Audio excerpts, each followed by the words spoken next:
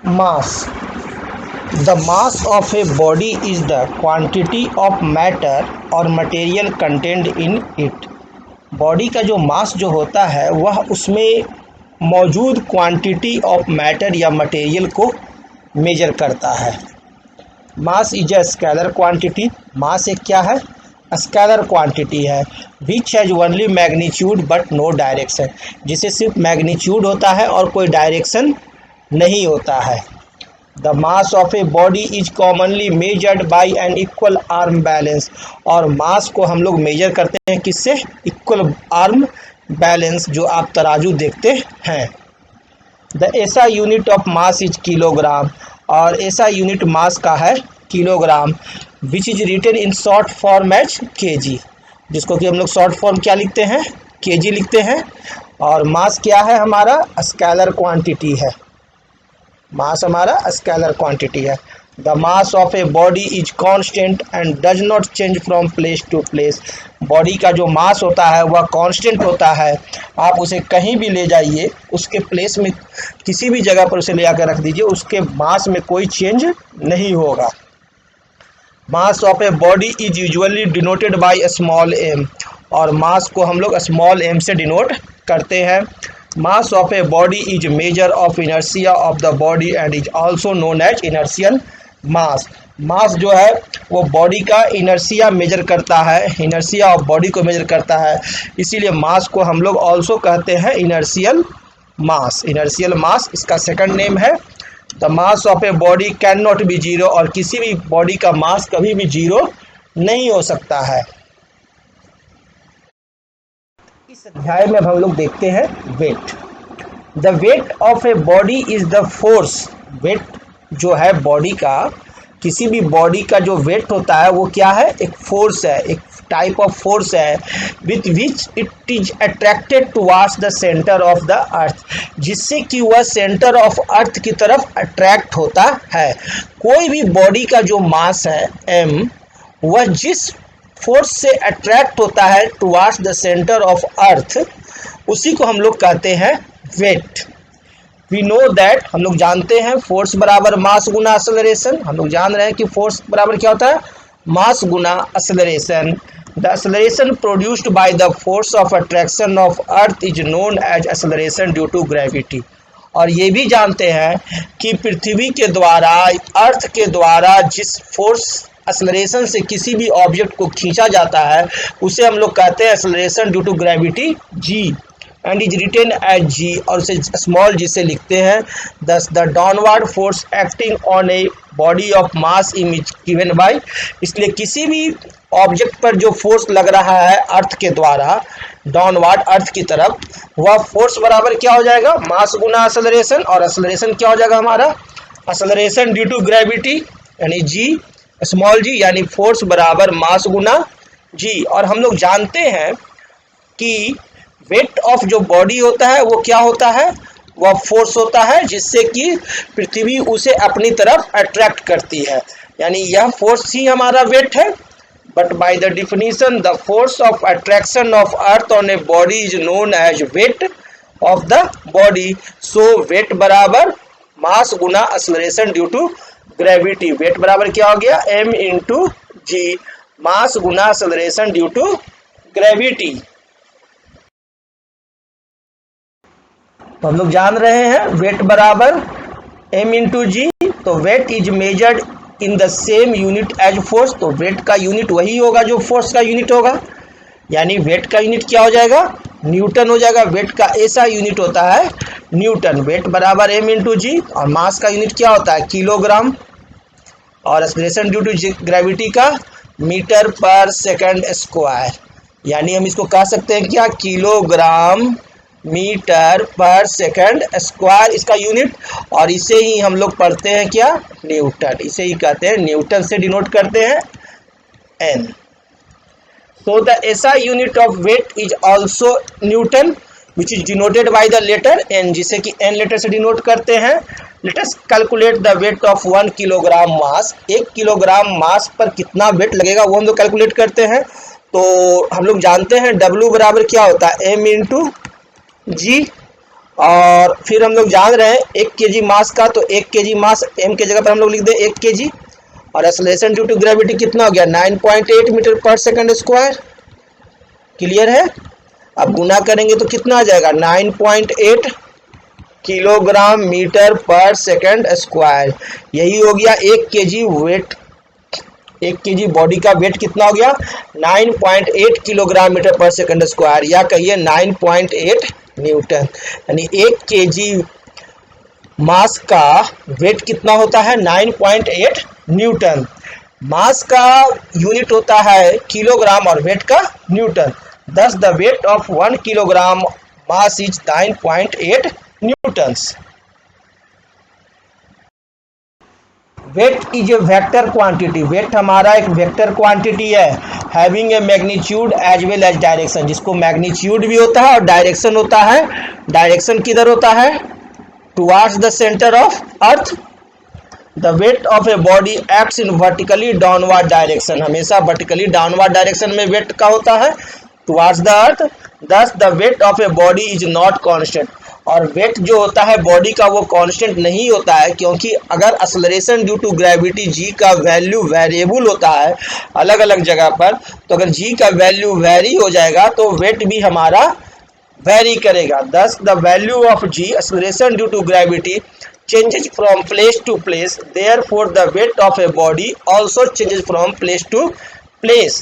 An astronaut in weightless orbit near his spacecraft in the interplanetary space, the force of gravity is zero, so the astronaut has no weight, he is weightless। जब astronaut space में रहता है तो वहां पर space में क्या होता है acceleration due to gravity zero होता है, इसलिए उसका वेट भी क्या हो जाएगा m इंटू जी, जीरो हो जाएगा। m इंटू जीरो बराबर जीरो, तो वहां उसका वेट भी जीरो हो जाता है।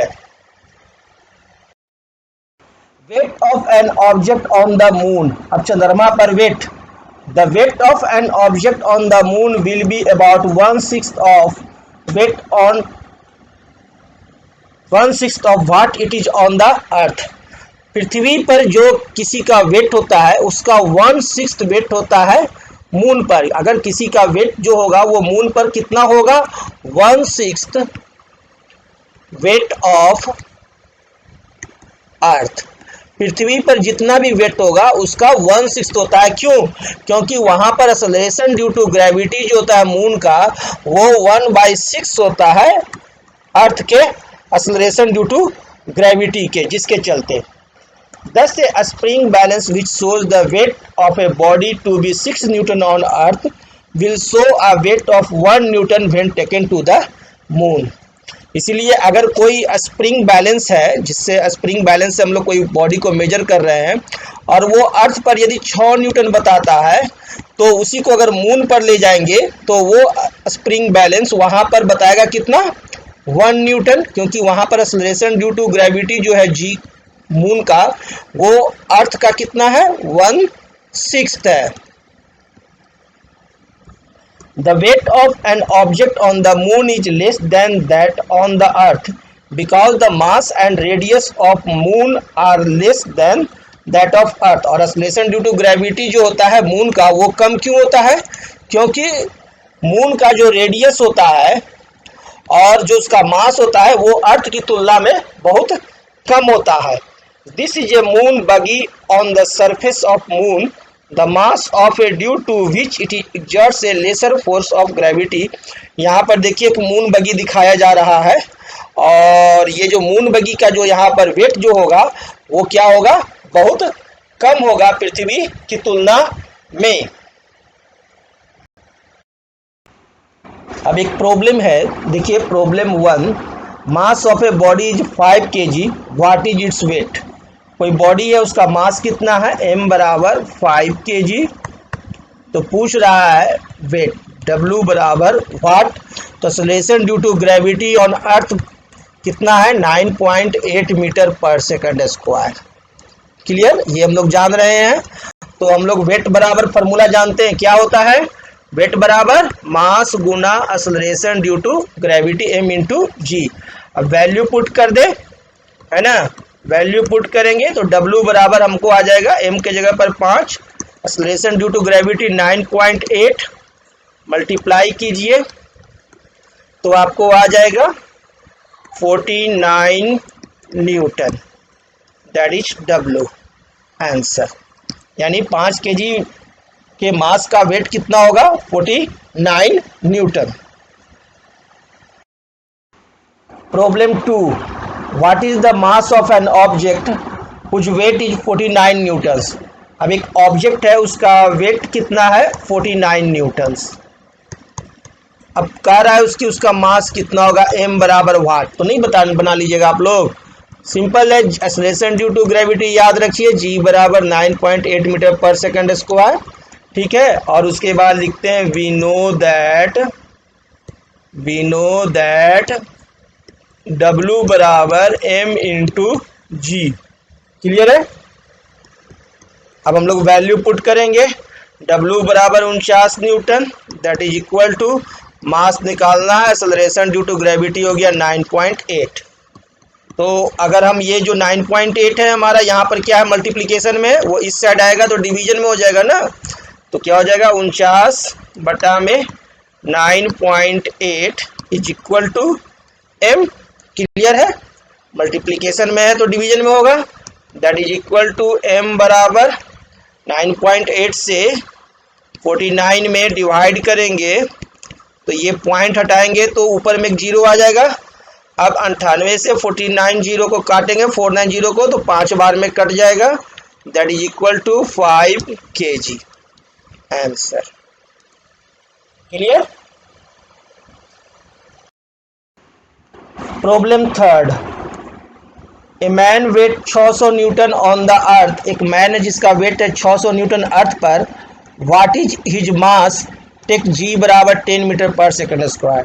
यहाँ पर हम लोग g का वैल्यू जो है वो 10 मीटर पर सेकंड स्क्वायर लिए हैं। If he were taken to the moon, और यदि उसे मून पर ले गया तो his weight would be 100 newton. तो उसका वेट कितना है? 100 newton. What is his mass on the moon, moon पर उसका मास क्या होगा? And what is the acceleration due to gravity on the moon, और acceleration due to gravity on moon क्या होगा? तो चलिए हम लोग सभी कुछ को बारी बारी पहले लिख लेते हैं। एक मैन का वेट है 600 न्यूटन ऑन अर्थ।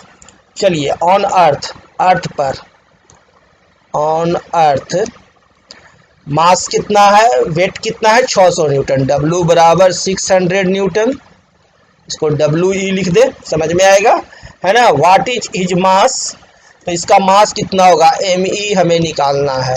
ME बराबर वाट, जहाँ G acceleration due to gravity दिया हुआ है अर्थ का 10 मीटर पर सेकंड स्क्वायर। क्लियर है?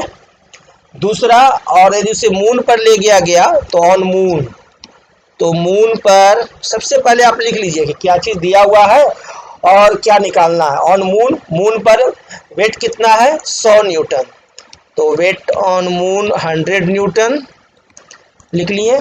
और what is his mass on the moon, तो मास मून का मास निकालना है मून पर, तो mm बराबर वाट, और एक्सेलरेशन ड्यू टू ग्रेविटी कितना है? g ऑन मून बराबर वाट हमें निकालना है।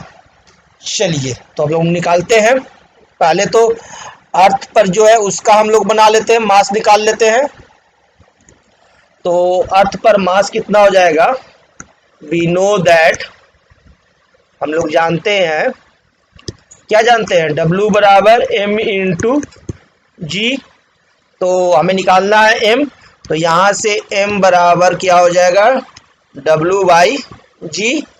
तो वैल्यू पुट कर दे तो मास ऑन अर्थ बराबर क्या हो जाएगा? वेट 600 बटा में g acceleration due to gravity 10, that is equal to 60 kg। अब मेरे को आप बताइए, इसका जो मास निकला है वो कितना है? 60 kg अर्थ पर, तो मून पर कितना होगा?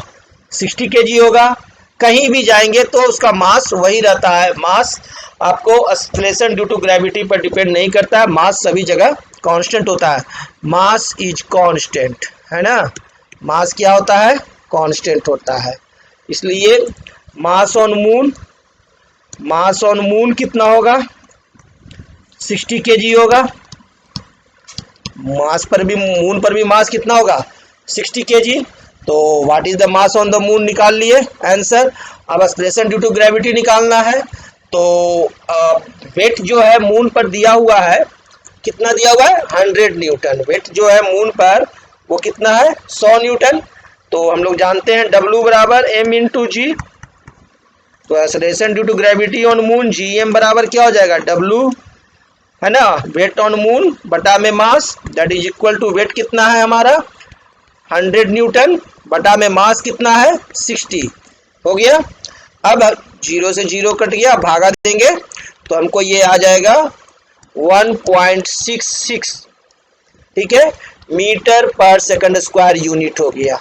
यही हो गया हमारा answer. Acceleration due to gravity भी निकाल ली है, तो हम लोगों ने प्रॉब्लम सॉल्व कर लिया। जो फोर्थ प्रॉब्लम है हमारा, how much would a 70 kg man way on the moon. एक 70 kg मैन का वेट कितना होगा मून पर। What would be his mass on the earth and on the moon. Acceleration due to gravity on moon बराबर 1.63 metre पर second square. चलिए इसको हल करते हैं। तो यहाँ पर हमारे को दिया हुआ क्या 70 kg का मैन है ना। मैन कितने का है 70 kg, यानी मास जो है वो 70 kg है मैन का। और हमसे एक चीज पूछा जा रहा है, what would be his mass on the earth and on the moon. तो इसका जवाब सबसे पहले दे देते हैं। वी नो दैट, हम लोग जानते हैं कि mass is constant. Mass is constant, mass constant होता है। सो एट मून या at earth it's mass is same. इसका मास क्या रहेगा, सेम रहेगा, same, that is 70 kg। Clear, ये हो गया। सेकंड हमारे को क्या पूछ रहा है, weight on the moon. Moon पर कितना वेट है, यही ना हमसे पूछा जा रहा है, यानी वेट ऑन मून हमसे पूछा जा रहा है बराबर व्हाट। तो acceleration due to gravity on moon दिया हुआ है कितना 1.63 मीटर पर सेकंड स्क्वायर। तो आसानी से निकाल लेंगे। वी नो दैट, हम लोग जानते हैं, वी नो दैट W बराबर m इंटू जी। क्लियर है। तो यहाँ से मास दिया हुआ है कितना है 70 kg, 70 इंटू और जी है हमारे को 1.63। अब इसको मल्टीप्लाई करेंगे तो आ जाएगा 114.1 न्यूटन वेट आंसर। ये हमारा आ गया weight on moon is 114.1 Newton.